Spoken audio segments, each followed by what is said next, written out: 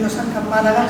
Y solo unas pocas palabras para presentar a Fernando Castro, que no creo que necesite mucha presentación, ya lo conocen ustedes, crítico de arte, profesor, filósofo, y que va a dar otra conferencia en este ciclo, que como ustedes saben, este año estamos celebrando el 20 aniversario, o sea, se inauguró el centro en el 17 de febrero de 2003, y durante todo el año pues, vamos a realizar diferentes actividades un poco para conmemorar este aniversario. Iniciamos hace unas semanas este ciclo de conferencias para hablar del arte contemporáneo con una conferencia que impartió Fernando Francés, y hoy le paso la palabra a Fernando Castro, que seguro y sin duda tendrá una visión muy diferente del arte contemporáneo de Fernando. Muchas gracias. Muchísimas gracias por invitarme, muchísimas gracias a todos ustedes por estar aquí esta tarde para escuchar esta intervención. Muchas gracias a los trabajadores del Centro de Arte Contemporáneo de Málaga. Para mí es un verdadero placer poder venir a esta hermosa ciudad y volver aquí a este auditorio donde en alguna ocasión ya he intervenido en esta larga historia del Centro de Arte Contemporáneo de Málaga. 20 años, es mucho tiempo de trabajo, de dedicación, de exposiciones, y cuando me invitasteis, cuando me llegó el correo y empezamos las gestiones para preparar esta intervención, pues tuve, tengo que decirlo, bastantes dudas, sobre todo sobre cómo hacer el enfoque, dado que, aunque he visto una parte considerable de las exposiciones del CAC, ya fuera porque venía a Málaga y las veía como hay que verlas, como un público aficionado al arte contemporáneo, en muchas otras ocasiones ha sido el resultado de invitaciones que me hacía el propio centro para escribir para los catálogos, con lo cual comprobé que tenía escrito pues, bastantes textos de catálogos, que en distintas exposiciones como la de Jonathan Messe, la de Carlos León, la de Mauricio Catalán, en distintos catálogos la de Carlos Aires había intervenido, y parecía que lo más fácil era haber ensamblado esos materiales de los catálogos para haber contado mi peculiar perspectiva del centro, de este centro, a través de las intervenciones teóricas que yo he hecho. Pero eso me parecía bastante poco serio y bastante facilón, y no es ese tipo de cosas las que a mí me atraen, por lo menos en este momento de mi vida y de mi trayectoria intelectual. Pensé que era más oportuno ofreceros y ofrecer esta tarde una reflexión sobre el arte contemporáneo, como lo he llamado, perspectivas críticas de la contemporaneidad,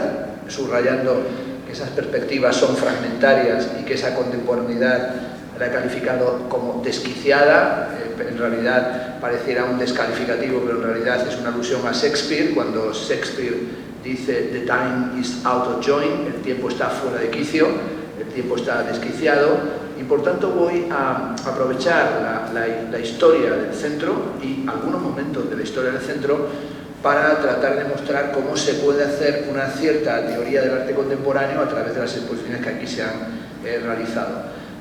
Quiero decir que he dejado de lado, porque entiendo que otros lo abordarán, un aspecto central del Centro de Arte Contemporáneo de Málaga, del que vosotros sois usuarios y tenéis también seguro con toda certeza perspectivas analíticas, elaboradas o no, tan importantes como las que podamos tener los que intervenimos dando las conferencias. Y en ese sentido, pues supongo que todos habréis percibido que el Centro de Arte de Málaga, por ejemplo, tiene una singularidad importantísima. Es una Kunsthalle en el sentido alemán, pero al mismo tiempo es un centro que tiene una colección y que ha albergado colecciones que han estado en depósito, pero también ha ido haciendo colección. Y como tal, Kunsthalle tiene, como las Kunsthalle alemanas, ¿no?, las salas de arte, tiene por vocación atender a las dinámicas del arte de nuestro tiempo, del arte presente. Y este centro lo ha cumplido, eso hay que decirlo, a la perfección, porque finalmente en el Centro de Arte de Málaga se han hecho exposiciones de artistas muy relevantes internacional y nacionalmente, y se han hecho a la manera de las Kunsthalle, en algunos casos como la primera exposición de ese artista en nuestro país.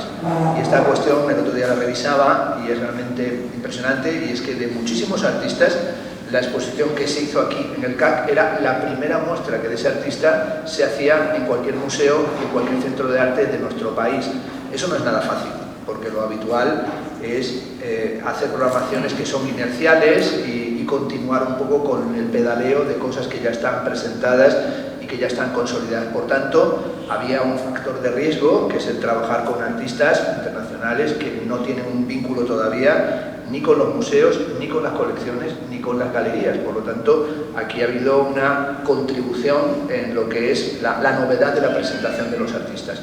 Otro aspecto que también me parece muy importante es la voluntad del centro desde el principio de elaborar catálogos de investigación y de documentación y de análisis de enorme calidad. Hoy he podido revisar una gran cantidad de catálogos y días previos del centro, y realmente hay catálogos realizados aquí que son catálogos históricos. Pienso en el tremendo catálogo de Tony Krag, en el volumen de Santiago Sierra, en el catálogo de Juan Muslet, en el catálogo de David Sall. Es decir, se han hecho aquí algunas publicaciones que están entre las mejores publicaciones que se han hecho en museos y en centros de arte de este país y también del contexto europeo. También un tercer factor, antes de meterme en mi tema, porque esto es solamente hablar de lo que no voy a hablar o mencionar aquello que no va a ser el tema de la conferencia, también el Centro de Arte Contemporáneo de Málaga ha salido al paso de un tópico que es el tópico de la muerte de la pintura. Y ha salido al paso de ese tópico de que la pintura fuera para la contemporaneidad una suerte de tabú o hubiera una imposibilidad de la pintura, que es en cierto sentido una malinterpretación de una frase de Marcel Duchamp, en el que Duchamp dice que él le marcó mucho un refrán francés que dice tonto como un pintor. Y dice, yo no quería ser tonto, por tanto evité ser pintor. Acaba de salir el libro de José Jiménez, El aprendiz en el sol, Marcel Duchamp y la experiencia estética de la modernidad, y comienza precisamente tratando de salir al paso del malentendido sobre la imposibilidad o la muerte de la pintura, porque la pintura no está en ningún sentido muerta, y sobre todo lo que habrá es pintura mejor o peor, pintura de una estética o de otra, tendencias estilísticas en el campo de la pintura, pero esto no es algo que tenga que ser excluido de la museografía y de las prácticas curatoriales contemporáneas. Sin embargo, en nuestro país, en España, hemos pasado pues década y media, o tal vez más de década y media, sin que a la pintura se le hiciera prácticamente ningún tipo de exposición ni de atención en los museos, bueno, uno de los museos más importantes del país. No hace falta ni siquiera referirnos a cuáles son, pero sí es cierto que había curadores, directores de museos, comités que consideraban que si uno era, si uno era pintor, estaba excluido el tratamiento museográfico, el tratamiento curatorial, y no podía participar en ningún evento del arte de nuestro tiempo. Sin embargo, aquí, bueno, lo cambian, sí, aquí en el CAC de Málaga, sin embargo, se han hecho excelentes exposiciones de pintura. No es que sea un fundamentalismo de lo pictórico, pero realmente la cantidad, la calidad, la diversidad de las tendencias de la pintura que aquí se han presentado creo que están sabidas y conocidas por todos. Recordaría, por ejemplo, entre los pintores, por hacer un listado rápido que han expuesto, Santiago Ibáñez, que es pintor extraordinario y sobre todo, bueno, un tipo simpático a decir basta, Rinus van de Velde, Bosco Sodis, Secundino Hernández, Juan Muslet, Peter Doig, Juan Lacomba, Ignacio Tobar, Matías Sánchez, José María Iturralde, David Sale, Neo Rauch, Manuel León, Gloria Lomas, Julian Schnabel, Michael Bornemann, Carlos León.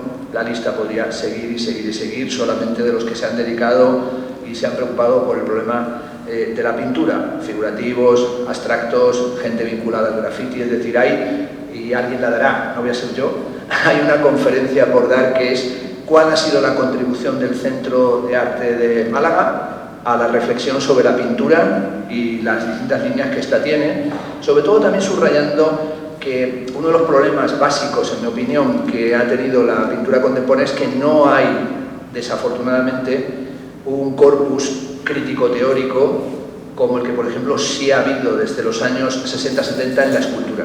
Es decir, que la escultura, el performance, la instalación, el videoarte ha dispuesto de unos teóricos muy pujantes y además muy validados a través de ciertas publicaciones internacionales, como especialmente la revista October o la revista Parquet o antes la revista Art Forum, y sin embargo la teoría de la pintura está anclada en las teorías de la Modern Painting de Clement Greenberg, y puede decirse que después de Clement Greenberg prácticamente no ha habido ninguna teoría pictórica que sea capaz de atender a la multiplicidad de los planteamientos pictóricos contemporáneos, salvo en forma de catálogo disperso, como se ha hecho, por ejemplo, en volúmenes como el de Phaidon Press, Vitamina P, dedicado a la vitamina pictórica, de Barry Swansky, que únicamente vuelve una y otra vez sobre el sobrepasamiento de la teoría de la planitud pictórica, pero no aporta prácticamente nada. De hecho, yo creo que en algunos casos los peores enemigos de los pintores contemporáneos son los defensores de la pintura, que suelen ser, lo lamento decirlo, este no va a ser el tema de la charla, unos chapuceros intelectuales que vienen a defender una suerte de pintura prehistórica, que dicen que viene de las cavernas, o del paleolítico, o del neolítico, y eso es una teoría previa a la historia, o cavernícola y regresiva, porque la pintura no viene de las cavernas, porque allí ni siquiera se hacía pintura, eso tenía que ver con la magia. Por lo tanto, hay que hacer una teoría de la pintura que por lo menos tenga en cuenta la inflexión que supuso el siglo XVIII y la Ilustración, y sobre todo cómo se configura lo pictórico a partir de modelos de modernidad y de contemporaneidad. Pero dicho esto, yo me voy a centrar en el tema que es el que he propuesto. Es un tema un poco, no soy friki, pero es el tema que me apetecía. Sobre todo es la relación del arte con la configuración del tiempo. Lo que están haciendo en el CAC, lo que se está haciendo aquí, es celebrar 20 años de trabajo. Por lo tanto, voy a plantear qué relación tiene el proceso del arte contemporáneo con las modulaciones de la temporalidad, es decir, con la configuración del tiempo. Por eso esta sesión tiene esta especie de segundo título, Cronótopos y consumos artísticos, y voy a partir muy rápidamente de un artista que expuso aquí, y voy a referirme a 12 exposiciones del CAC, no las voy a diseccionar porque no tiene su sentido, que es Edwin Burke, que hizo su exposición An Eye House en el año 2012, y es un artista, como todo el mundo sabe, austriaco, y uno de sus trabajos más conocidos, o uno de sus proyectos más conocidos, aquí es el que hizo, es el de las casas, ¿no? El de estas casas fat house, ¿no? Estas casas como que engordaban, pero también estas thin house, estas casas que adelgazaban. Y quiero empezar con esta cuestión también del museo como una casa que cambia de escala, o que es metabólica, o hay un metabolismo del museo que cambia, engorda y adelgaza en función de la dieta que se sigue, que venía yo esta mañana aquí hasta Málaga obsesionado por la dieta del ayuno variable, ¿no? Porque he dicho, a lo mejor hay que dejar de dar conferencias de arte y dar clases de nutricionalidad o de modificaciones de las dietas para intentar adelgazar o para no tratar de seguir como yo engordando permanentemente. Bueno, Edwin Burke tiene una serie de obras que son las One Minute Sculpture, las esculturas de un minuto, que no fue el material que aquí se presentó, pero que tienen que ver con su trabajo. Empezó a exponer estas piezas ya hace unos años.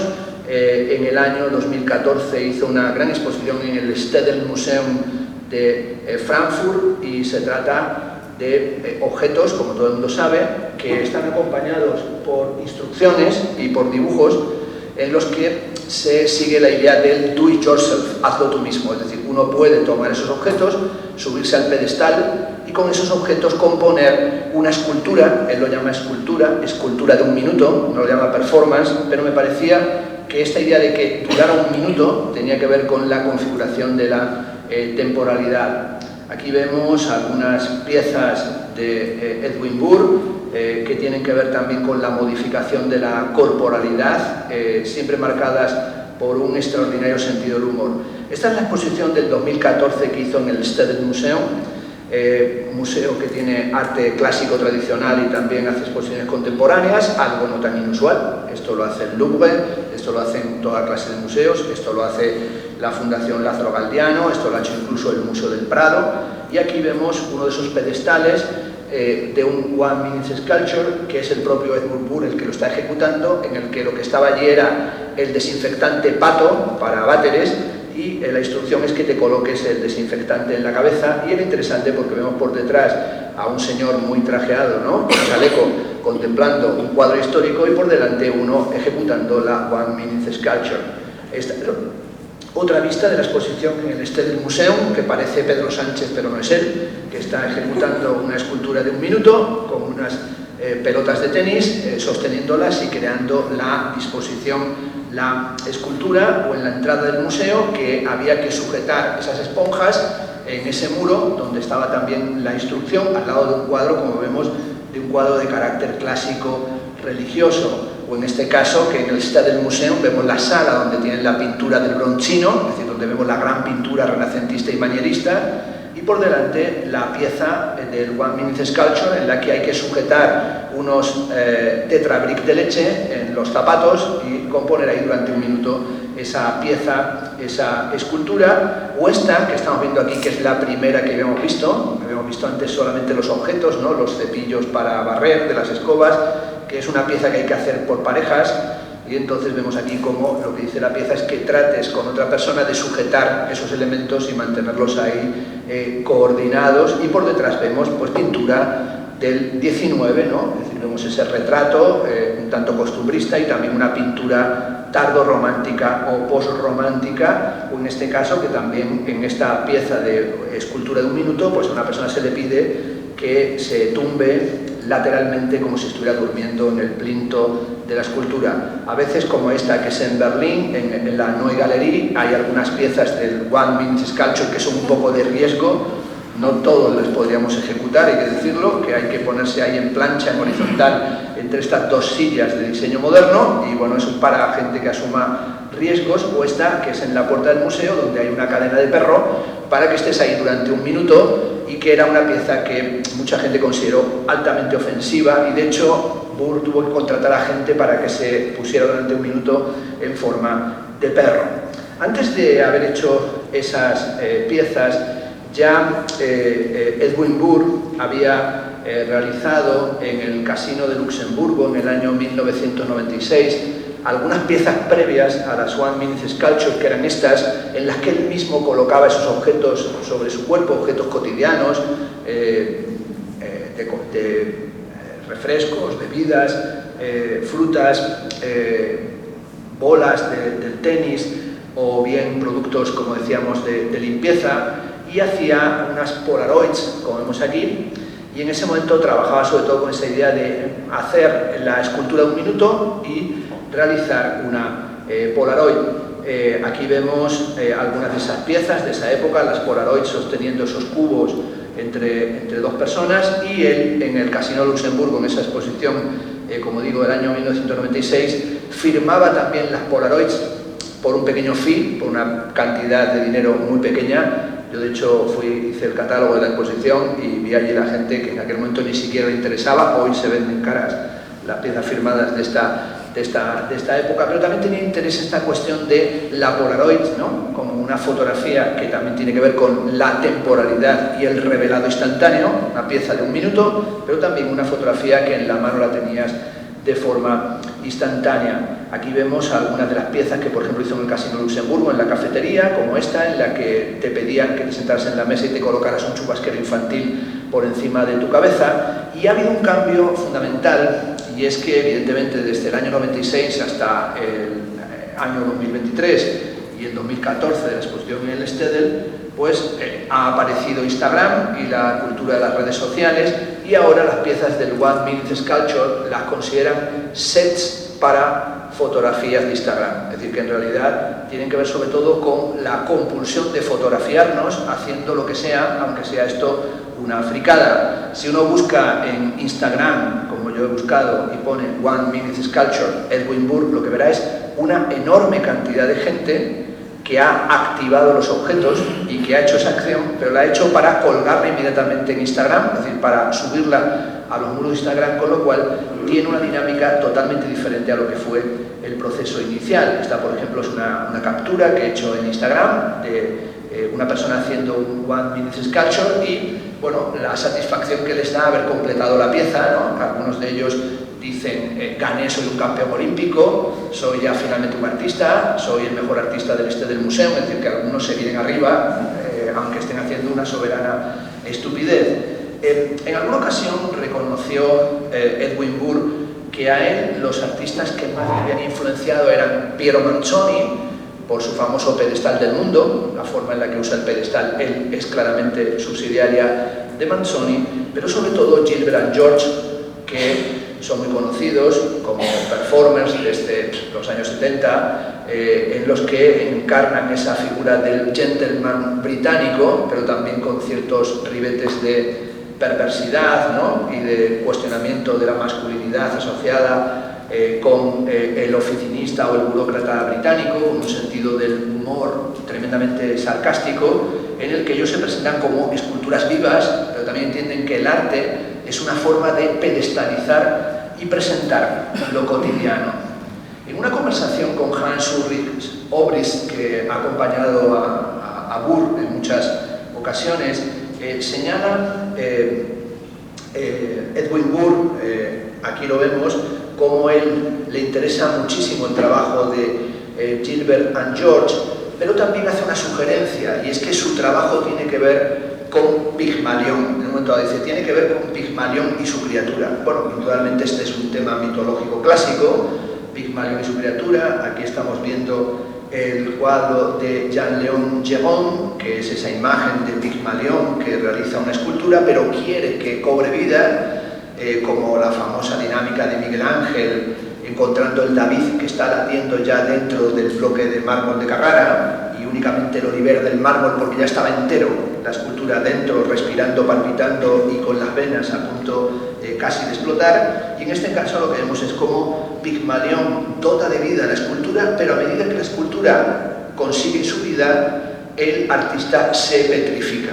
Una especie de proceso, podríamos llamarlo prevampírico, que está sobre todo encarnado en una de las grandes manifestaciones de la teoría del arte de todos los tiempos, que es el texto de Oscar Wilde, El retrato de Dorian Gray, que trata de cómo el artista deposita su vida en las obras y cómo las obras están siempre jóvenes y vivas a medida que el artista va convirtiéndose en un sujeto erosionado por la dinámica de la temporalidad. Si os dais cuenta, en el cuadro de Gérôme, la figura escultórica se curva, consigue una flexibilidad que no tienen los cuerpos, pero no lo tiene el mármol, y a medida que va convirtiéndose en una obra viva, la parte de arriba tiene el color de la carne, y al mismo tiempo, en la medida en que pisa el pedestal Pigmalión, su pisada es una pisada marmórea.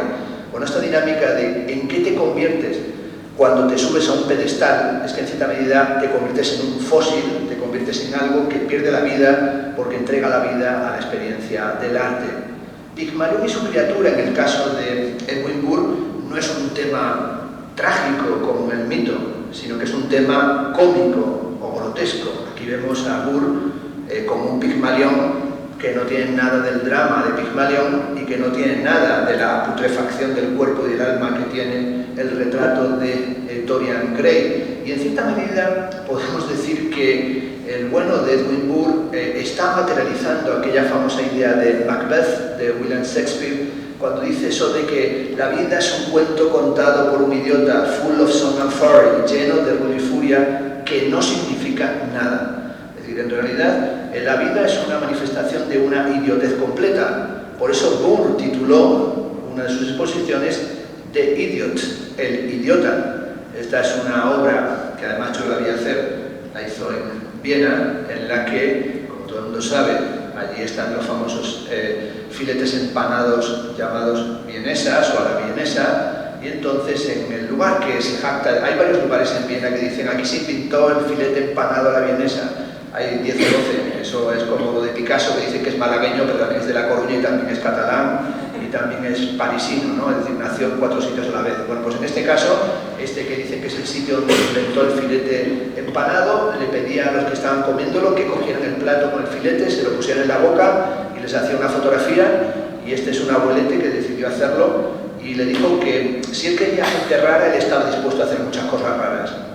Bueno, Burke, como también sabéis algunos, pues realiza también objetos bastante curiosos. Por ejemplo, este fue un camión que modificó para los museos cerca de la Secesión vienesa, y entonces lo dejó allí porque le pidieron que hiciera una escultura pública, y colocó este camión que curiosamente fue multado. Pues esta es la multa que le puso la policía de Viena. Esto es verdad, que le multaron por aparcarlo mal. O sea, realmente a veces la policía hace obras de arte que ni los artistas ni los comisarios, ¿no? Porque bueno, así no se aparcan los camiones, ¿no? Es decir, no puedes dejar el camión ahí así de esa manera, sino que llegaron y ¡pamba! Una multa por estar, como si uno baja y multa a el Buckingham por estar en mal estado etílico, ¿no? Porque el Buckingham de la Puerta del CAC tiene una castaña impresionante, ¿no? Se ha debido beber mucho, se ha puesto hasta atrás del alcohol, por lo tanto llegaría a mal comportamiento en la vía pública.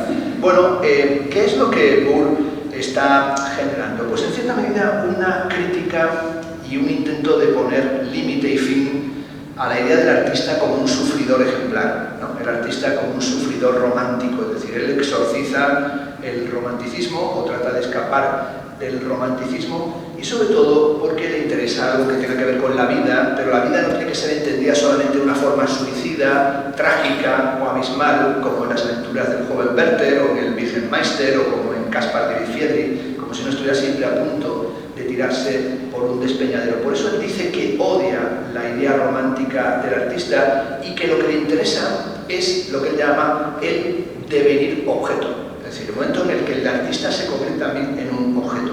No quiero entrar en esta cuestión porque esto sería un tema larguísimo, en la medida en que una de las corrientes principales del pensamiento contemporáneo es llamada ontología orientada a los objetos, que es una crítica de la subjetividad monocéntrica o de la subjetividad que controla el mundo a distancia a partir de un foco perspectivo, que es el origen, en realidad, de la teoría perspectiva del arte, ¿no? De la perspectiva con forma simbólica, como dijo Panofsky, pero para él es más importante la vitalidad, y este es el tema de la charla de hoy, la vitalidad que pueden tener los objetos y sobre todo la importancia que tiene para él el tiempo real, es decir, las dinámicas del tiempo real.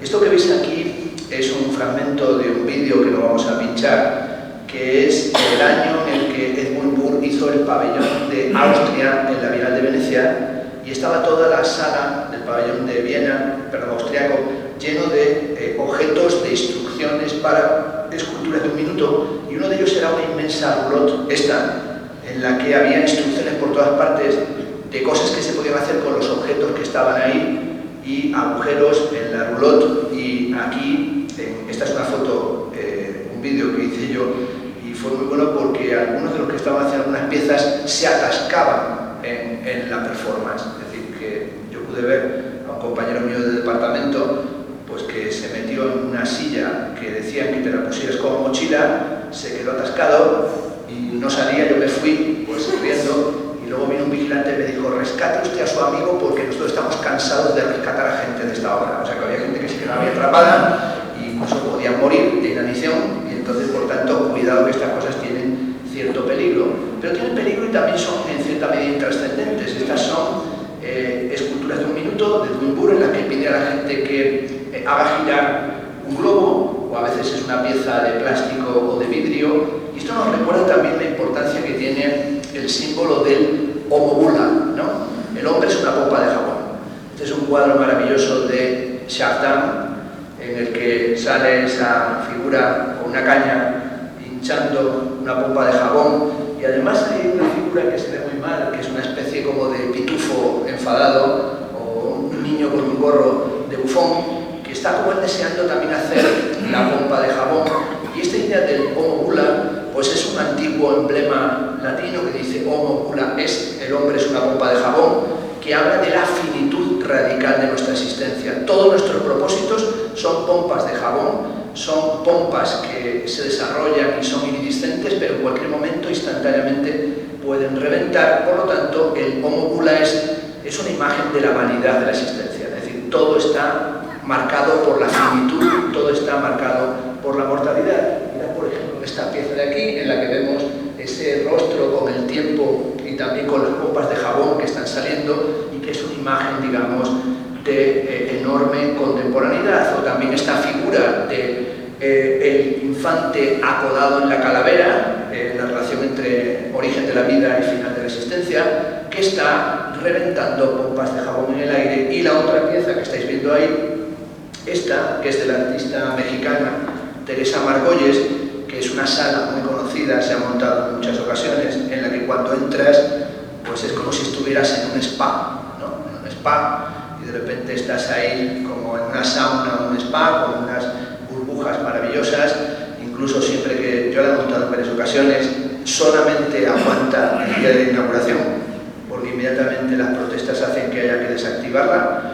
Y es una obra que cuando entra pues mucha gente dice, ah, esto es bueno, porque el cutis te lo deja bien, ¿no? Porque es pompas de jabón, sensación de frescura, todo para la respiración, como si fuera algo que permite que uno desatasque las fosas nasales, y tiene que tener esta pieza una puerta de entrada y una de salida, no la misma, y en la puerta de salida está la indicación de cómo se han hecho las pompas de jabón. Las pompas de jabón de esta instalación se han hecho con el agua del Servicio Médico Forense del Distrito Federal de México, y con el agua con la que se lavan los cadáveres. Por lo tanto, esa gente que entra como muy contenta, ¡ah, qué buen rollo! Aquí hay como una atmósfera de spa, esto es bueno para el cutis. Pues cuando sale se da cuenta de que ha respirado el agua con el que se han lavado los cadáveres de la gente que estaba balaceada, tiroteada o asesinada. Y da igual si es cierto o era agua del canal Isabel II o agua del grifo de Málaga, la sola idea de que sea un agua marcada por la muerte, por los miasmas y por la suciedad de otros cuerpos, provoca una sensación de desagrado enorme, y es también un ovula, en este caso, marcado absolutamente por la dinámica de la mortalidad. Sin duda también tiene que ver esto con todos los artistas que trabajan sobre la vanidad o sobre la vanitas, que es un tema, como todo el mundo sabe, fundamental de la historia del arte. No es que sea fundamental, es que en realidad la invención del cuadro, la invención de la pintura como un objeto autónomo, comienza con la naturaleza muerta y comienza con las vanitas y comienza con la pintura de Virgen con guirnalda, tema en el que dedicó su tesis doctoral Víctor Stoichita. Estas son unas obras del artista belga, afincado hace mucho tiempo en México, Distrito Federal, Francis Alice, que realizó la exposición aquí, en el CAC, se presentó Politics of Reserval, ¿no?, en el año 2021, según tenía aquí establecido, se pasaron los vídeos, y Alice lo que sale es esta pieza en el zócalo del Distrito Federal, pastoreando estas ovejas, o la famosa acción empujando un bloque de hielo en las inmediaciones de la calle en la que vivía el licenciado Verdad, o esta que es el vídeo de esas políticas del refrescamiento o del refrescarse casi, del reseteo, que tiene que ver sobre la dinámica del trabajo y sobre la relación entre trabajo y tiempo ocupado, que es una pieza que hizo en relación con el comisario y director del Museo Universitario de la UNAM, Cuauhtémoc Medina. Artistas también, por ejemplo, como Doris Salcedo, ¿no?, que ha trabajado sobre la cuestión de las temporalidades, por ejemplo, en estas piezas en las que ensambla mobiliario y lo encementa, pero también lo ensambla, por ejemplo, hablando de la textura y la materialidad y las huellas que quedan en los muebles de la experiencia de los habitantes de las casas, que es un tema que ella siempre le obsesionó, pero también las cicatrices de la existencia, como esa inmensa herida o cicatriz que dejó en la Tate Modern, en el edificio de Herzog y de Meuron, cuando hizo Shibboleth, ¿no?, esa pieza agrietando el edificio de Herzog y de Meuron. También, por ejemplo, podríamos pensar en un artista, en una clave también de reflexión sobre la temporalidad o sobre lo distópico y lo tecnológico, como la artista alemana Ito Steyer, no solamente una gran artista, sino una impresionante teórica, con libros como Los condenados de la pantalla o Arte Duty Free. Esta es la pieza que hizo para el pabellón de Alemania en la Bienal de Venecia, en la que habla sobre todo de la conectividad contemporánea y la dificultad para imaginar futuros cercanos. Sin duda, uno de los problemas del presente, y de eso trata esta conferencia, es el colapso del futuro, es decir, la dificultad para imaginar un futuro diferente del presente del que tenemos. Esta cuestión es una crisis de todas las perspectivas futuristas que no son hoy otra cosa que la distopía que ya está aquí. Es decir, la distopía no es algo que está por llegar, sino que la distopía, como todo el mundo sabe, por lo menos desde la pandemia de la COVID, es algo que tenemos ya entre nosotros. Es ahí donde estos artistas, esta es la portada del libro Arte Duty Free de Ito Steyer, tienen que ver con esta idea del cronótopo, que es una idea que tomo del teórico de la literatura Mikhail Bakhtin, pero que en realidad no quiero tampoco darle muchas vueltas. Cronótopo, es decir, la configuración espacio-temporal, es decir, formas espacio-temporales que están totalmente correlacionadas, que en el fondo no es otra cosa el cronótopo que la estructura que tiene cualquier fenómeno. No hay por qué haber estudiado filosofía, basta haber sufrido la enseñanza media en este país para recordar que hay un pensador que se llama Immanuel Kant y un libro que se llama La crítica de la razón pura, que comienza con una sección que se llama Estética trascendental. Desafortunadamente allí no habla, o bueno, desafortunadamente es lo que quiso hacer, no trata de la teoría del arte, sino de la aesthesis, de la sensación. Y ese capítulo inicial, que es crucial, dice la forma y la configuración de todos los fenómenos es inevitablemente espacio-temporal. Esto es el cronótopo, es decir, no tenemos experiencia fenoménica, sino de acuerdo a los esquemas espacio-temporales.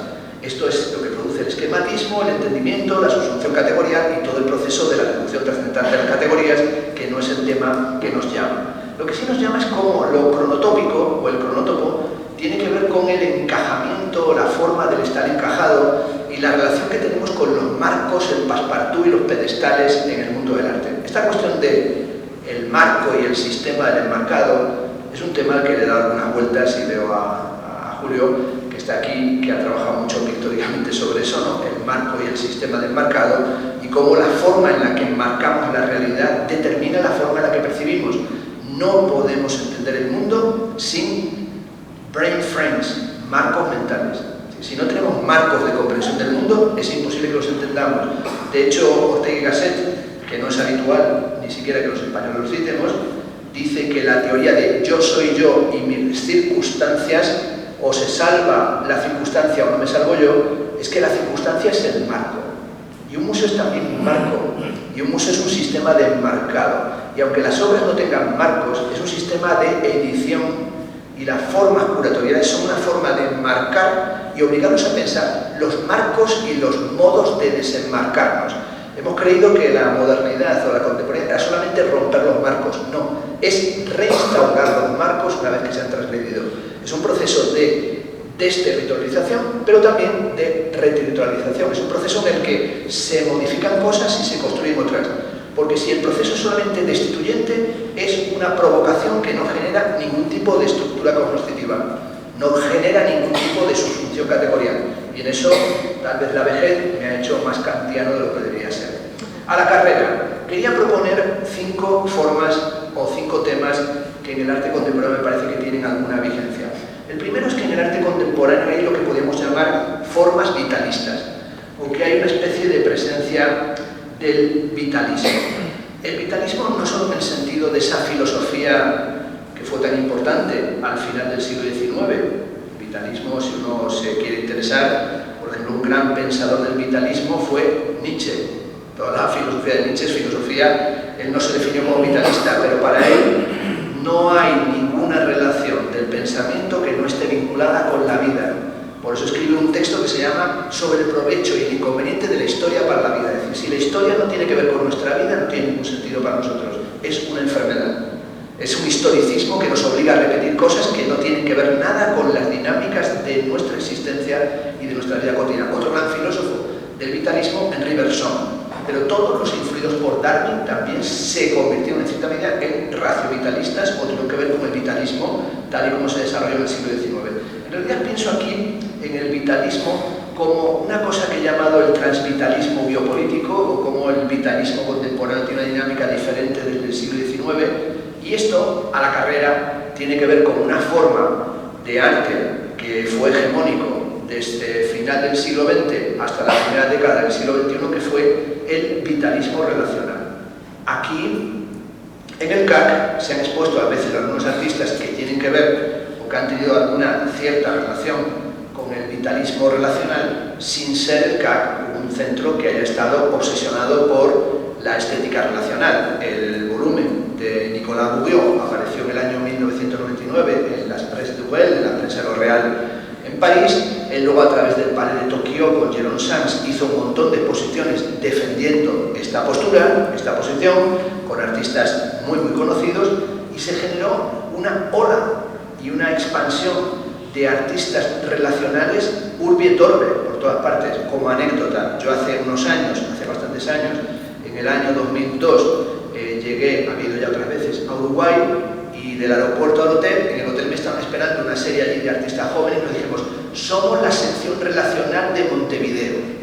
Y dije yo, ya llego aquí. O sea, ya había unos enfermos relacionales en Montevideo que habían leído el libro, habían oído campanas, porque esto pasa y no está mal que pase, que un artista joven que no escucha el violista en el tejado no es un artista joven, es un artista joven o no joven, lo que tiene que saber es de qué alimentarse, tiene que saber qué cosas le están influyendo y no tiene que ocultar las cosas que le influyen. Y en este caso había un montón de gente en todo el mundo que encontró en la estética relacional pues algo para desembarazarse del conceptualismo, del postconceptualismo, del minimal y el postminimal, de las posiciones que eran soberanamente aburridas, y entender que había eso que llamaron algunos festivalismo, es decir, que se podía hacer un arte que tuviera que ver con la construcción de relaciones, y eso es algo que, por ejemplo, también se manifiesta en uno, por lo menos, de los artistas que expuso aquí en el CAC, que fue Philippe Pagenot, que es un artista, cuando uno lee, digo, no vaya a ser que alguien piense que lo recomiendo, cuando uno lee la estética relacional hoy,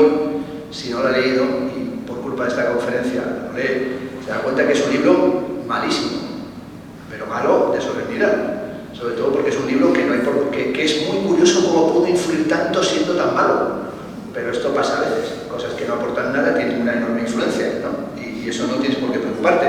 Es decir, ha tenido una enorme influencia Belén Esteban en nuestra mente. Sí. ¿Sabe la gente cuál es la metacrítica del conocimiento en Husserl? No. ¿Sabe la gente quién dijo Andreita comete el pollo? Sí. Por tanto, no hay que ir a la contra, hay cosas que han influido en nuestra mente, que ocupan espacio y que ya no lo podemos sacar ni con un desatascador de alcantarilla. Es decir, esto funciona de esa manera. Pagenot, Liam Killick, también expuso aquí, Mauricio Catalán, también expuso aquí, Ricky Ravanilla, un montón de artistas, Pierre Huguet, fueron considerados artistas relacionales, como Dominique González Fuester. Muchos de ellos dijeron que nunca se sintieron artistas relacionales, pero esa etiqueta les ha sobrevivido y sigue teniendo su cierta operatividad. Incluso en España se abrió un museo cuya vocación era ser el Palais de Tokio español, o el Museo de la Estética Relacional Española, que fue el MUSAC, que inicialmente lo que hizo fue promocionar y promover artistas que se movían en España un poco en esa línea. Bien, es verdad que a veces paródicamente, ¿no? A veces generando obras interesantes, pero pensemos en artistas como Ana Laura Láez, cuando hizo la discoteca en el Espacio 1 de Reina Sofía, o pensemos en Capes con Gos, o pensemos en Martín Sastre, que es uruguayo y que también seguía esa línea. Es decir, eso tuvo su chance y la colección inicial del MUSAC está muy marcada por el impacto de la estética relacional. Artistas como Ricky Ravanilla, este artista argentino-tailandés, como sabéis, preparaba comidas, sigue haciéndolos en las inauguraciones, pabellones donde daba comida tailandesa. Eso está bien, porque vas y comes a saco, por lo tanto, el vernissage lo convierte en la totalidad de la exposición. Ahí le vemos a Ravanilla haciendo comida en una de sus exposiciones de estética relacional, y hay un montón de artistas, digamos, que tiraron por esta línea o fueron incluidos en ella, como este que es el caso de Douglas Gordon o el caso de Christine Hill, que son artistas que se les incluyó en ese campo, y también, en cierta medida, a Tino Segal, que aunque no es propiamente un artista relacional, pero le quisieron a veces embarcar. Esta es la pieza de Tino Segal en el Hall de las Turbinas, gana en el 2013 la Bienal de Venecia, cuando la comisaría Massimiliano Gioni, que se tituló Il Palazzo Enciclopédico, y como sabéis son esas piezas coreográficas que él no quiere ni que se fotografíen ni que se graben en vídeo, que incluso cuando las vende no quiere que haya documentación de la venta de la pieza, que al Pompidou le creó, el Pompidou de París, gravísimos problemas. Esta es un vídeo de la pieza de la Bienal de Venecia de Tino Segal del año 2013. En España hay también artistas en esa línea que no son relacionales, pero tienen que ver con lo vivo o el life art, el arte vivo, como es el caso, por ejemplo, de La Ribot, que este año pasado pudimos ver su trabajo en la Sala de Alcalá 31, un trabajo coreográfico o post-coreográfico en el que los objetos eran también centrales para la configuración de las coreografías. Esta es una pieza que hizo para la Galería Soler Lorenzo hace años, pero que ha presentado en numerosas ocasiones. Esta es La bola, que era una pieza que hacía a partir de la historia de la silla de tijera en el arte contemporáneo, pero que tenía que ver con esa relacionalidad con los objetos. O también podríamos pensar en una artista que no es relacional, sino la madre de los comportamientos performativos, que es evidentemente Marina Abramovic, a la que vemos aquí, cuando hizo la exposición aquí en el CAC en Málaga, en la que Marina Abramovic la hizo en el 2014, que presentó sus objetos y su performance, pero luego hubo el performance colectivo, ¿no? En el que yo creo que se batió el récord de Málaga y del mundo de más gente por metro cuadrado, ¿no? Aquí, incluso el que sale aquí, ahí está Marina Abramovic, aunque el que sale es la coronilla del alcalde, porque parece que es un performance del alcalde, ¿no? Pero bueno, hubo un momento que yo creo que aquí la gente estuvo a punto de perder la vida por culpa del performance contemporáneo, porque se acumuló una masa de gente. El que estuvo aquí lo pudo ver, que salía a la cola y llegaba allí al puente, es decir, que era algo verdaderamente apabullante. El segundo tema de la carrera es la exposición como medio, es decir, la idea de la exposición como un medio y la exposición como tema de la exposición. Bueno, ese es un asunto de la exposición como medio que lo podemos encontrar también en Philippe Pagenot. Esto es un proyecto de Philippe Pagenot en el que está jugando con las piezas, como tantas ocasiones, de Marcel Duchamp, o podemos ver también a Doug Aitken con esta pieza, el globo, que convirtió en un globo que iba generando relaciones y situaciones en distintos lugares, o Roger Holmes, su retrospectiva desde la carretera. En cierto sentido también quiero ser claro, tanto la estética vitalista relacional cuanto la idea de la exposición como medio no es algo contemporáneo que surgiera ayer, sino que hay una genealogía, no es algo tan nuevo. En cierta medida eso estaba ya en el arte de los 60 y en el arte de los 70, estaba en el parangolé de Helio Itisica, estaba en Lydia Clark, estaba en Lilia Pape, por citar solo a los artistas brasileños, es decir, que era algo que estaba funcionando. Estaba evidentemente en Joseph Beuys, es decir, que esta forma de trabajar se encontraba ya en la Kunstacademie de Düsseldorf, y por ejemplo la famosa pieza de Joseph Beuys, Defensa de la democracia directa, y la serie de plantar los robles y poner los bloques de basalto, ya era una pieza que anticipaba de una manera mucho más radical la construcción de relaciones, y se llamaba entonces arte procesual, es decir, que no se llamaba estética relacional, sino que es algo que se generó después. En cierta medida el debate en aquella época, en los años 60, es el debate sobre la teatralidad, o qué relación tiene el arte con la teatralidad. Solamente un pequeño apunte. El debate del arte contemporáneo tuvo un momento fundamental cuando Michael Fried publicó, estas son páginas de la revista October, este artículo que se llama Art and Objecthood, arte y objetividad. Era una crítica a Smith, porque Smith había dicho que había sacado, con toda experiencia, a sus alumnos de la Cooper Union a recorrer las periferias de New Jersey, y habían visto una autopista en construcción, y dijo: una autopista en construcción es la mejor escultura del siglo XX. A partir del momento en que uno entiende que una autopista puede ser entendida como una obra de arte, cambian, decía Smith, completamente las cosas. Bueno, Michael Fried dijo que eso era una aberración, que el arte tiene que evitar el ensimismamiento y la teatralidad. Era un ataque contra una estética que estaban haciendo, que no era otra que el minimalismo.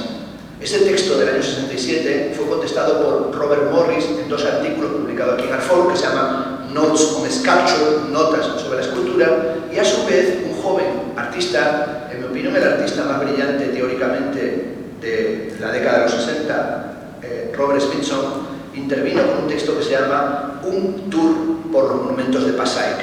A partir de ahí intervienen en el debate Donald Judd, Lawrence Weiner, Michael Gross, interviene también Doug Aitken, interviene Art Language, que también expusieron aquí en el CAC. Es decir, el debate del minimal, el conceptual, en ese momento es un debate contra las teorías de Clement Greenberg y Michael Fried, que son los dos grandes teóricos de la pintura moderna y de la escultura moderna.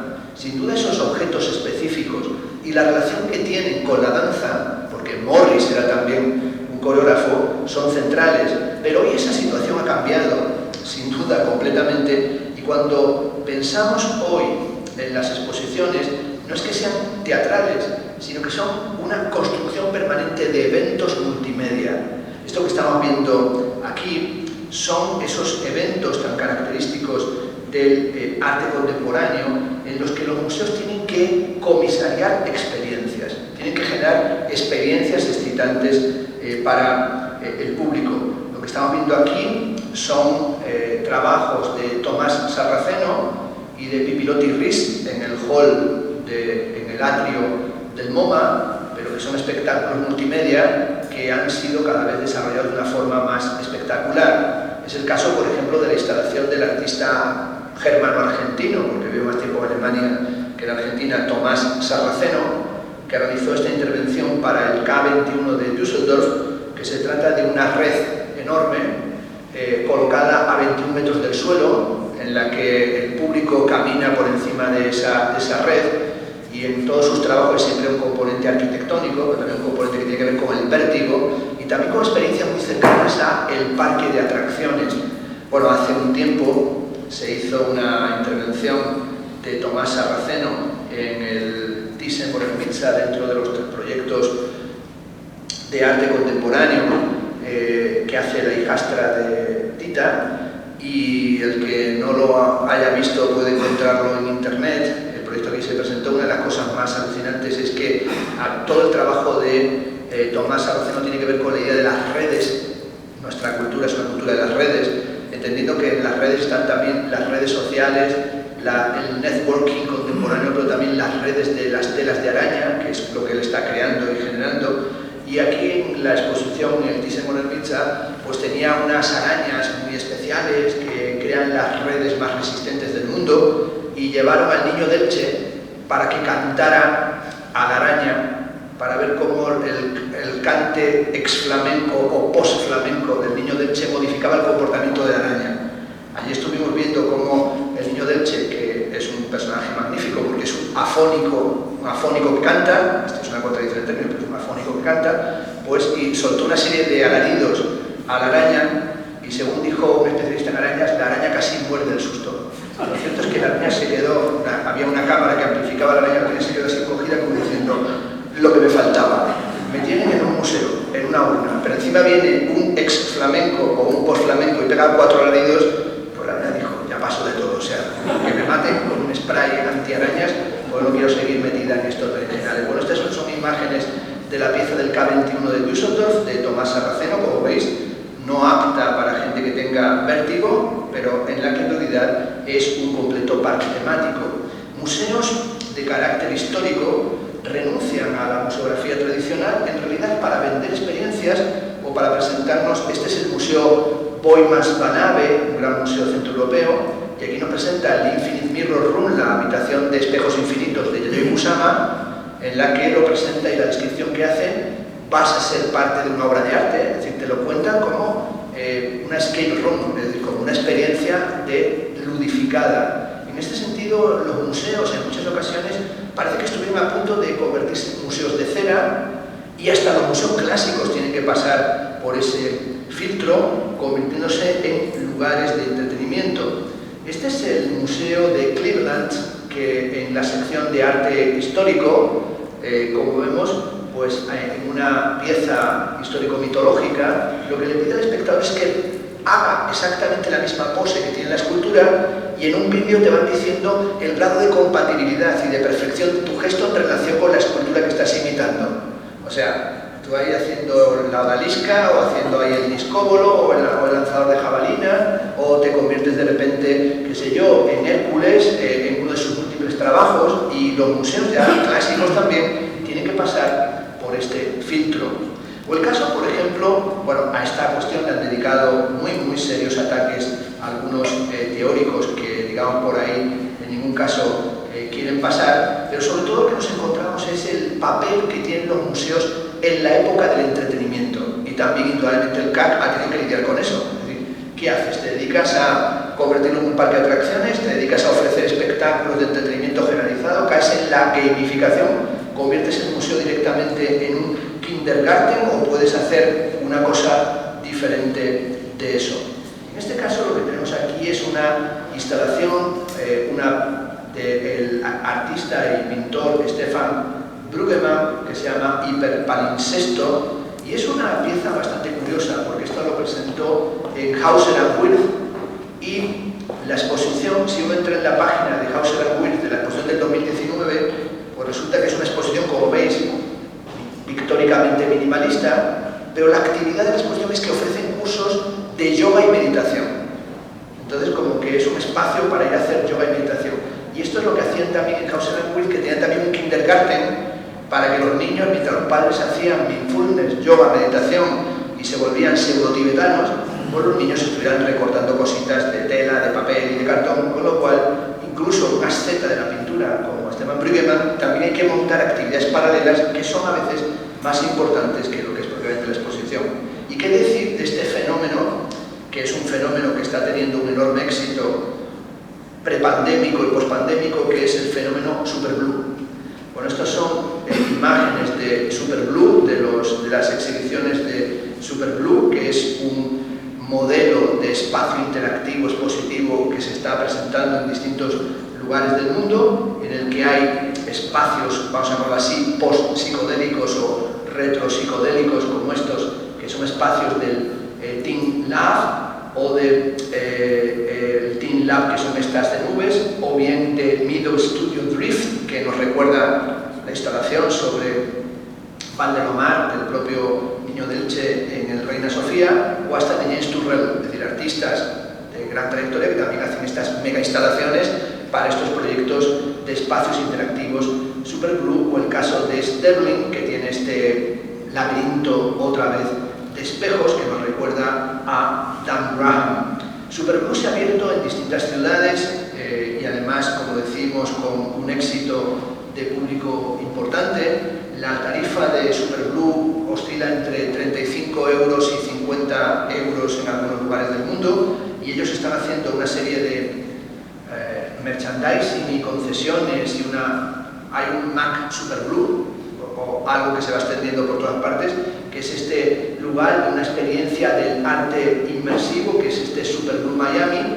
En España, de momento, aunque tienen interés y han hecho gestiones para instalar Superblue en Madrid, pensaron hacerlo en Bilbao, no consiguieron culminar las gestiones y en Barcelona lo descartaron.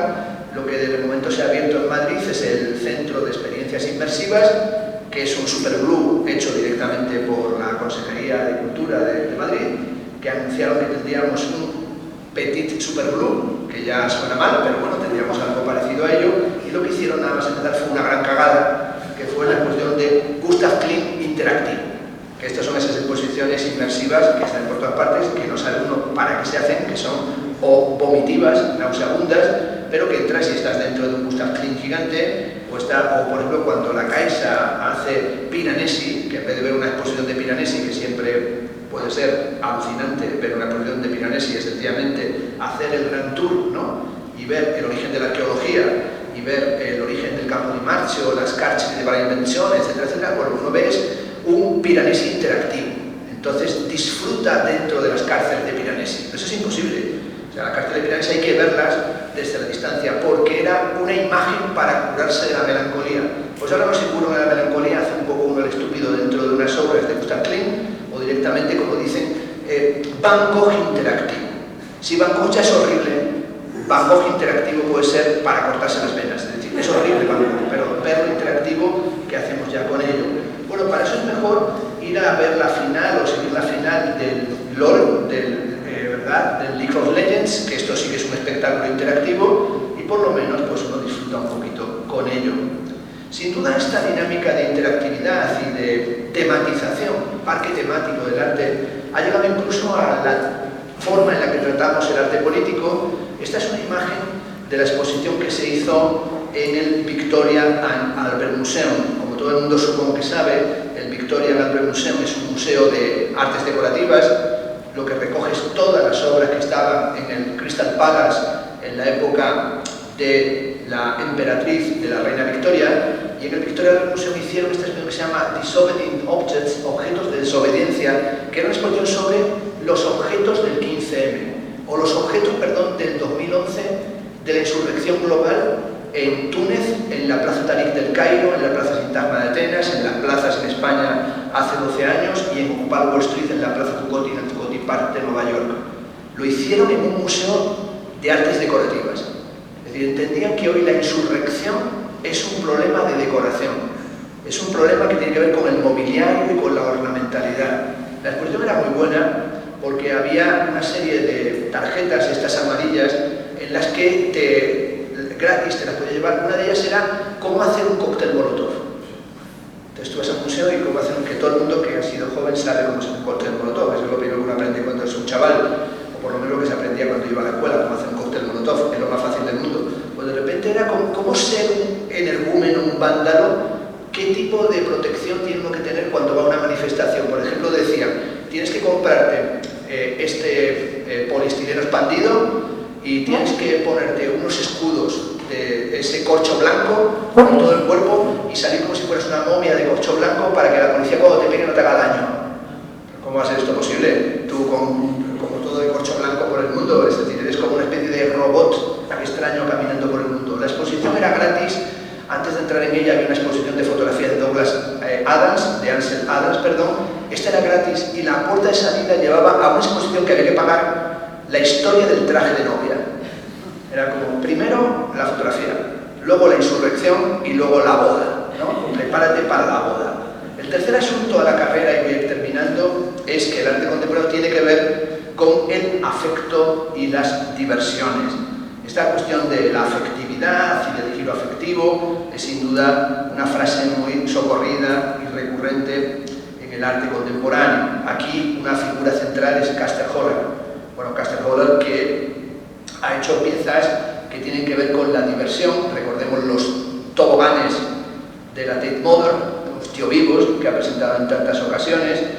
Por ejemplo, ahí se puede apreciar cómo ha convertido un Calder, un móvil de Calder, en unas pajareras, ¿no? Unas jaulas de pájaros, ¿no? Haciendo un juego, una broma con la historia del arte cinético móvil, o esos toboganes que instaló en el Hall de las Turbinas, o la pieza que presentó en otros sitios en el Centro Botín de Arte Contemporáneo en Santander, que era esta cama, que era una habitación de lujo que se alquilaba, bueno, con un precio realmente elevadísimo, y entonces, bueno, pues durante la noche te quedabas en el museo y la cama subía hasta que casi pegaba con el techo. Yo tengo una pareja de amigos en Santander que alquilaron la cama y estuvieron allí y soltaron, acoquinaron el dinero que eso valía y se quedaron bastante contrariados, sobre todo porque hubo un momento en el que ya no se podían bajar de la cama, que estaba muy alta, pero pensaban que les aplastaría contra el techo del edificio de Renzo Piano, por lo tanto pasaron un mal momento.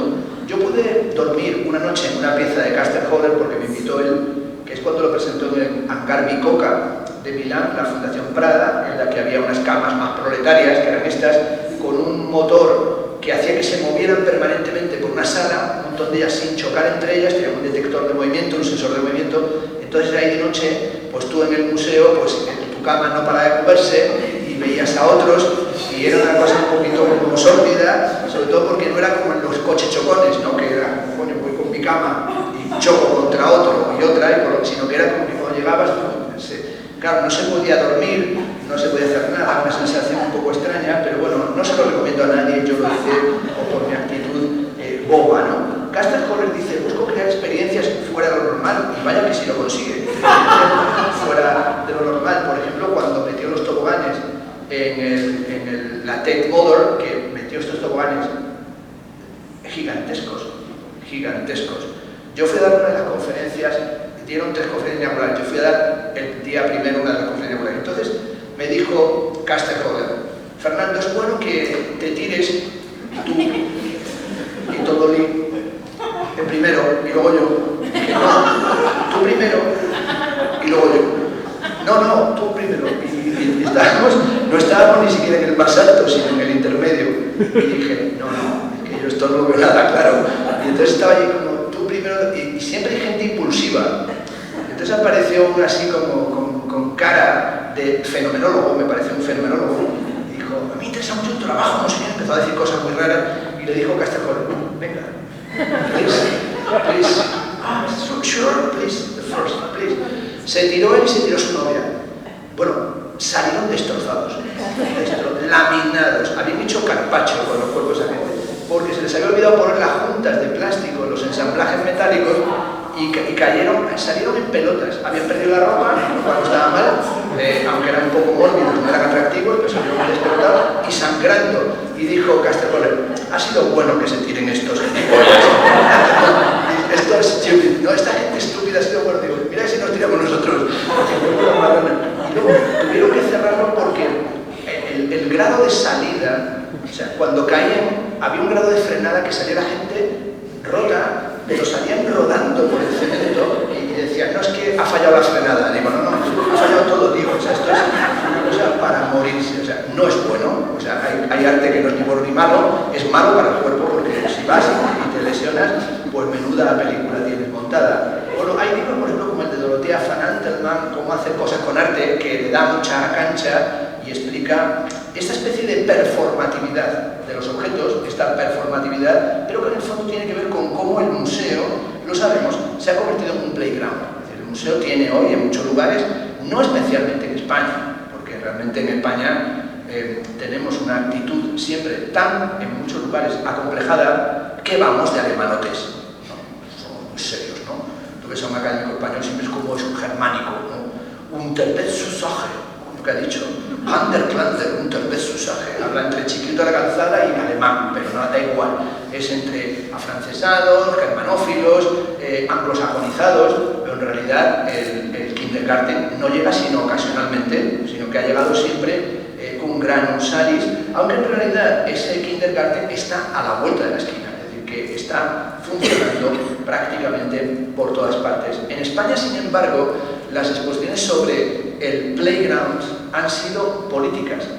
Por ejemplo, Playground, reinventar la plaza en el Reina Sofía, que era sobre el playground como un espacio político a partir de Aldo van Eyck y de la arquitectura y a partir del situacionismo y a partir de las dinámicas insurgentes. Por ejemplo, comparemos el tobogán del hall de las turbinas y de los que hizo en otros lugares, Castercoller, con este tobogán de Fisli-Weiss, que también expusieron aquí el orden de las cosas, ¿no? El famoso vídeo, el orden de las cosas, el desorden de los objetos, ¿no? Sin duda hoy repensar la exposición tiene que ver con cómo han sido las dinámicas expositivas del arte en una época en la que todo tiene que ver con el bazar, con el espacio de consumo y con esa obsesión por las experiencias inmersivas y lo que se llama economía de la experiencia, es decir, crear, diseñar experiencias. A mí como anécdota me pasó hace un tiempo dando una conferencia en Ecuador, en Loja, me invitaron a ese pueblo Loja, que tiene nombre de pueblo andaluz, Loja. Pues el caso es que fui, sobre todo porque me interesaba mucho, porque allí vive la gente más vieja del mundo. Gente de todas partes se va a Loja, Ecuador, porque consiguen llegar a centenarios. Entonces yo quería ver si iba a aguantar un poco más mi vida, pues por estar en Loja. Y cuando llegué comprobé por qué aguantaba más, porque es el sitio más aburrido del mundo. Es decir, no vayáis, porque no hay estrés y eso hace que sean viejísimos. Entonces no pasa nada. Entonces llegué allí, apareció un rector que me dio un abrazo y se echó a llorar emocionado. Dije, este es muy viejo o está loco. Resulta que era alumno mío, dijo, y le dije, pero tú exactamente qué eres, y me dijo, soy un monje peregrino gaditano. Dije, esos tres conceptos, monje, peregrino, gaditano, tienes que acuñarlo, porque esto es para que seas comisario permanente de una constante, de un lugar remoto del mundo. Bueno, el tipo, después de que diera una conferencia, levantó una mano y me dijo, usted, por lo que entiendo, se dedica a preformatear experiencias comerciales. Dije yo, ¿por qué? Dice, porque todo lo que ha dicho no he entendido nada, pero creo que usted vende experiencias. Dije, no, pero lo voy a hacer a partir de ahora. Entonces, esta cosa de vender experiencias, en realidad, como todo el mundo sabe, es vender una experiencia preconfigurada que son kit de experiencias. No sé si lo han regalado alguna vez, a mí me lo regaló una vez mi hermano y fue un signo de que ya no conocía a mi propio hermano. Y me dio un kit de plástico en el que es una noche romántica en un castillo de la profunda España, ¿no? Que hay muchos kits de experiencia. Una noche en el Vals de Strauss en la Europa finisecular vienesa. Entonces tú abres aquel trozo de plástico como un cassette, ¿no? Como si fuera para un DVD o para una cosa así, y viene dentro el hotel al que vas, la experiencia que va a ser, y tú ya la tienes montada. Es un poco como la película de David Fincher, The Game, ¿no? El juego, en la que te secuestran y te tienen preparada ya una historieta en la que tú en ningún caso querrías entrar, porque nadie lo quiere. Es una teatralización site-specific, pero que tiene que ver también con una ludificación y un sentido del humor muy particular de nuestra época, como el que tiene Catalán. Por ejemplo, cuando se hizo aquí la exposición de Mauricio Catalán, que fueron las piezas de la colección de la Fundación Sandretto Rebourengo, que me pidieron, ¿verdad? Hice uno de los textos para el catálogo, que era pues ese humor tan corrosivo de Catalán, que es una crítica del humor que marca nuestro mundo, con un humor sarcástico, o también Francés, ¿no? Que también se hizo aquí una estupenda exposición de Francés, si no recuerdo mal, también recientemente, ¿no? En el 21.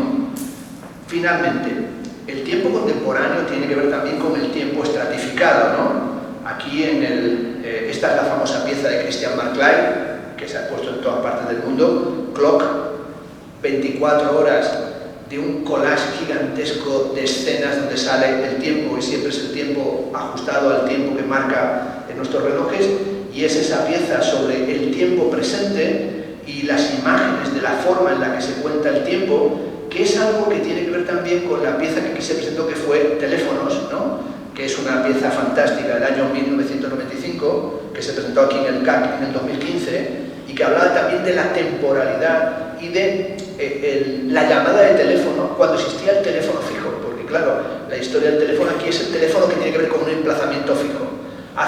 Hay una pregunta cuando te llaman por teléfono: ¿te pillo bien?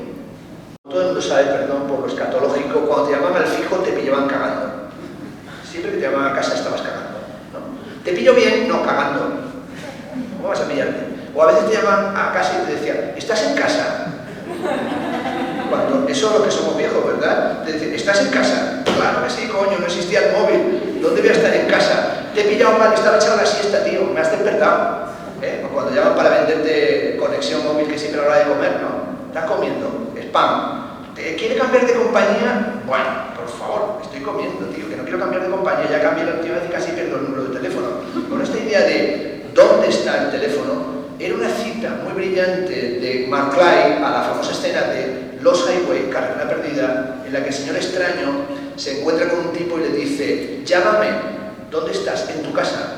Y con un zapatófono de los antiguos llama y le descuelga en su casa uno que tienes delante.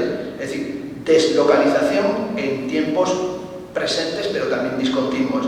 Bueno, obras, por ejemplo, de Janet Cardiff o Josh Burris tienen que ver con los paisajes sonoros como paisajes sonoros deslocalizados, como la que hicieron en la estación de Berlín, o el trabajo que hicieron sobre la lentitud, o la pieza recientemente presentada en Matadero, en Abierto por Obras, La muerte de los cuervos, ¿no? Una pieza fantástica sobre algo que hacen los cuervos, que es muy curioso, que no sé si sabéis, y que los cuervos hacen funerales por los pájaros de su especie. Cuando mueren los cuervos, de cuando en cuando los cuervos se tiran un tiempo velando el cadáver de los cuervos, y se ha especulado mucho de si es que tienen un ritual social funerario que no hemos todavía desentrañado. Han salido muchos artículos de expertos en aves, qué es lo que hacen. Para algunos es una marca de un espacio de peligro, pero sí es cierto que lo hacen. Y esta pieza la presenta, que es una pieza sonora, que es una reflexión sobre el famoso grabado de los Caprichos de Goya, que se llama El sueño de la razón produce monstruos. Es decir, nosotros estamos haciendo una y otra vez un arte que es un ritornelo y una vuelta de tuerca sobre la relación entre sueño y racionalidad y monstruosidad. ¿Es la razón la que genera la irracionalidad? ¿Es la razón la que genera la monstruosidad? ¿O lo monstruoso es lo otro de la propia racionalidad? Eso tiene que ver con la memoria de la razón y con el rumor. Y por último, y además nunca más oportuno, la situación del arte agotado, como lo estaréis vosotros y yo también, y un arte agotado y consumido, un arte, como hemos dicho, que tiene por tema principal el marco del arte, en una época como la nuestra, que está marcada por las experiencias del consumo, pero que es radicalmente una cultura olvidadiza. Como todos sabemos, nos pasa a todos, esto es Memento de Nolan, la película, son 2 GIFs de Memento. Pues como todo el mundo sabe, uno de los problemas del presente, que lo es del presente y lo será del futuro acrecentado, es que casi nadie tiene ya la capacidad de recordar nada. Estamos en el país de los lotófagos, hay una crisis de memoria salvaje que tiene que ver en realidad por la generalización del déficit de atención por hiperactividad o el déficit de hiperactividad por sobreexposición informativa, de forma tal, hoy lo venía leyendo un libro de Gerlovic que se titula Empantanados en las plataformas, que la mayor parte de la gente ya no recuerda casi nada y todo el mundo tiene esos lapsos de memoria que son océanos ya de falta de memoria, que dice, por cierto, ¿cómo se llamaba ese libro que me he leído? ¿Cómo era esa película en la que salía un tipo que se tatuaba mensajes en el cuerpo porque era incapaz de recordar? ¿Cómo era aquella otra que había una peonza que giraba y unos acantilados que caían en el suelo? Inception, ¿no? ¿Cómo se llamaba el profesor de teoría del arte de cuarto de carrera? No se acuerda nadie de nada. ¿Cómo se llama mi pareja? Ahora lo he olvidado. Dice Gerlovic, la mayor parte de la gente ya no recuerda su número de teléfono, pero ni siquiera sus contraseñas de internet. Esto es verdad, que hay veces que dices, a que se me olvida la contraseña y el password del ordenador.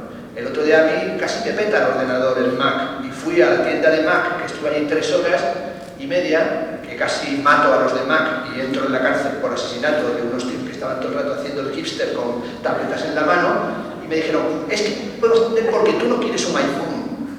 Yo no quiero un iPhone, yo quiero arreglar el ordenador, joder. Y entonces un momento me dijeron, no pasa nada, esto ha petado. Y me dijeron, mira tu teléfono, entretente mirando el teléfono. ¿Entretenerme? Que hay que entretenerse mirando el teléfono.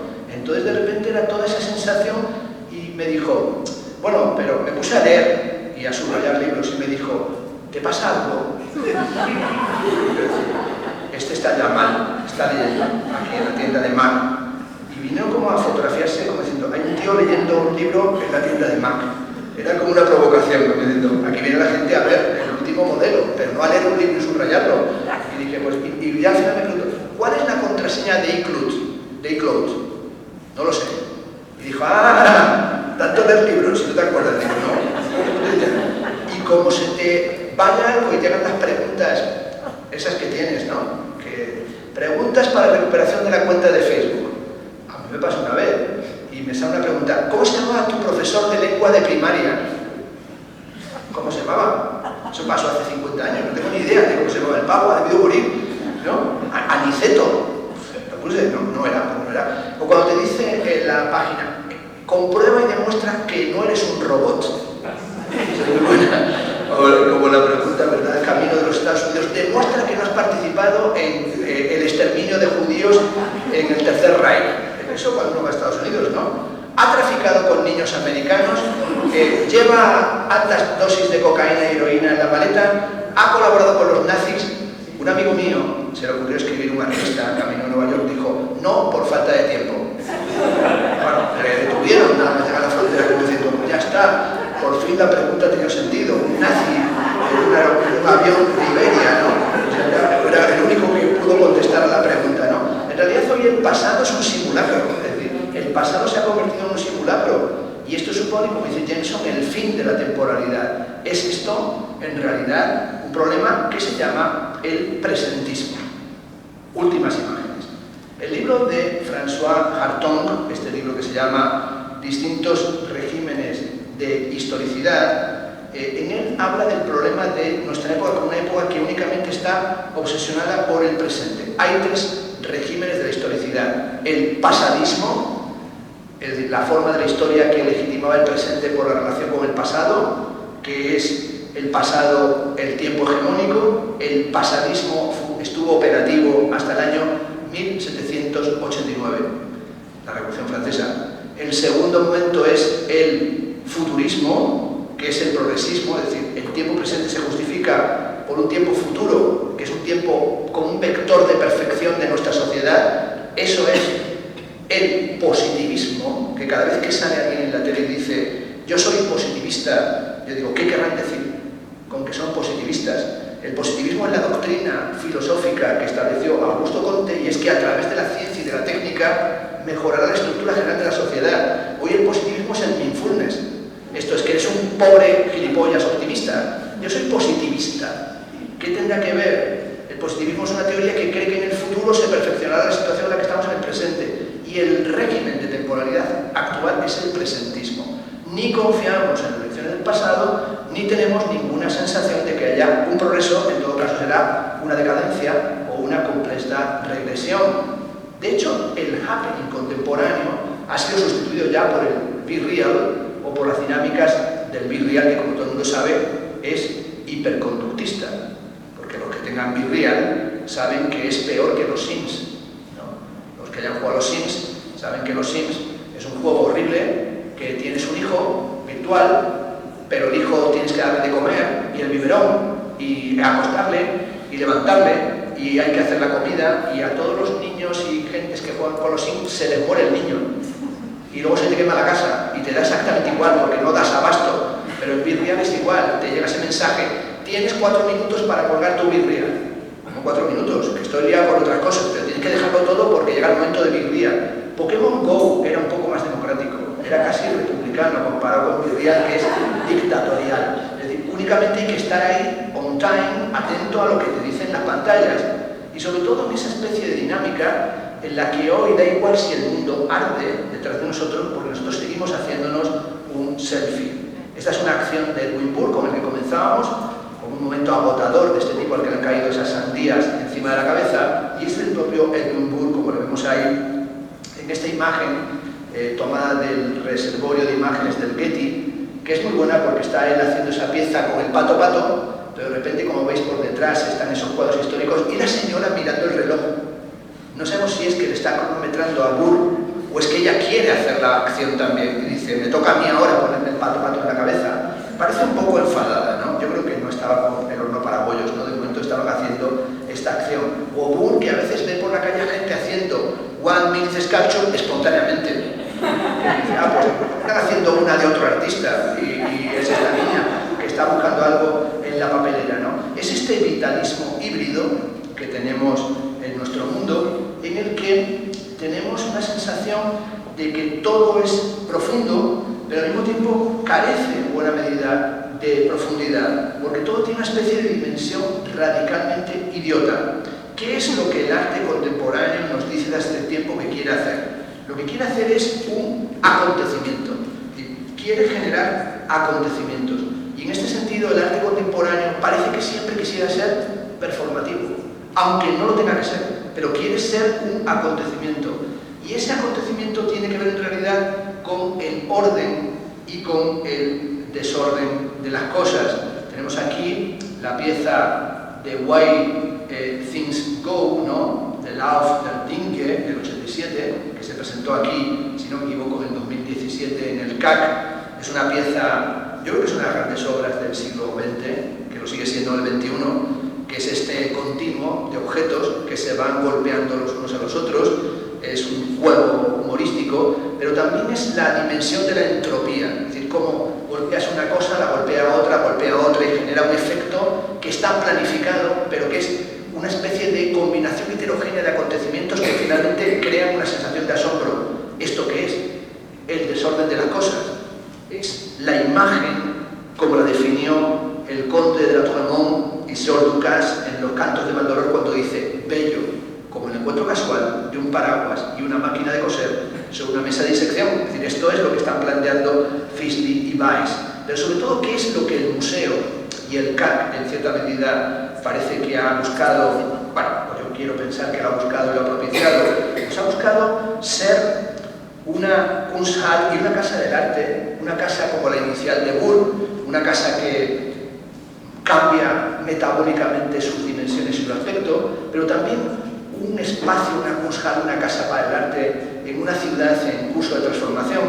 En ese sentido, la exposición de Miquel Navarro, que es la última que vi aquí en estas salas no hace mucho tiempo, pues esa exposición de Miquel Navarro, que se llamaba Dominio y Sueño, era una excelente exposición sobre los sueños metropolitanos y sobre cómo soñar una ciudad. Un artista, Miquel Navarro, que lleva desde los años 70 haciendo exposiciones con galerías como Vigante, con obras en museos de todo el mundo, y que sigue haciendo un arte que es radicalmente contemporáneo, que tiene que ver con los juegos de la infancia y esa especie de montaje de una ciudad, que es una ciudad de sueños, pero también es una ciudad erótica, porque como se podía ver en la exposición, había una presencia constante del deseo del erotismo y de la corporalidad, porque no hay ciudad que no sea la ciudad del deseo, la ciudad atravesada por nuestros deseos, por nuestras pasiones, que no tiene las huellas, que siempre tiene que tener las huellas de nuestra corporalidad. Y en ese sentido, un museo es también una mezcla entre el sueño y la utopía.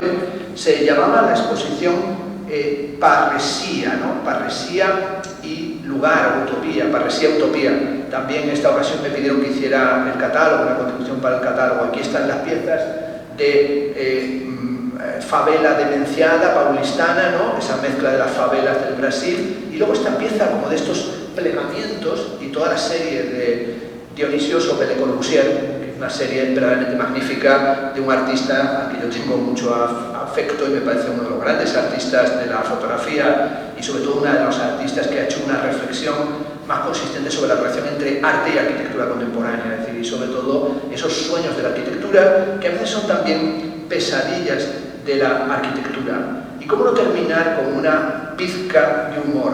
Decía Ramón Gómez de la Serna que no hay momento, por trágico que sea nuestra existencia, que no requiera de una pequeña broma y de un poco de humor. La exposición de Liliana Porter en el Espacio 5 en el 2018, Drum Solo, que es una pieza del 2000, esta pieza donde los objetos, ¿no? Los objetos más cotidianos, desde una mini a un Che Guevara, a un cerdito Ucha o a ese pato y esas figuritas de porcelana, hacen una especie de reflexión sobre la existencia cotidiana. Pero también, por ejemplo, las piezas de Liliana Porter que hizo con Ana Tiscornia durante la pandemia, que se presentaron en la Galería Espacio Mínimo, que son intentos a veces de reanimarse cuando todo conduce a la depresión. Lo que llama Mark Fisher politizar la depresión y entender que la depresión no es solamente individual, sino que también es un campo de construcción subjetivo. Y esto me lleva en cierta medida a terminar de nuevo elogiando la trayectoria en el CAC y a Elena, que está al frente ya desde hace unos años, y decir esto de larga vida al quijotismo, recordando la instalación de Francisco Leiro aquí en el 2017.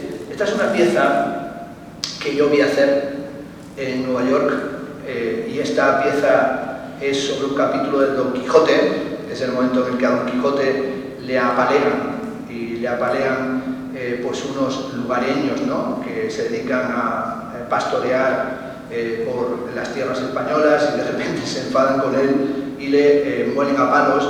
Y digo que pude verla porque la hizo a partir de unas fotografías, y entonces nos pidió a un músico gallego, a un asesor de la SEACEX, que luego fue consejero de Cultura en Galicia, y a mí, que a un Don Quijote, que era Dionisio Cañas, pues le diéramos unos palos o hiciéramos un tableau vivant para darle así unos palos, hacer como que le diéramos unos palos.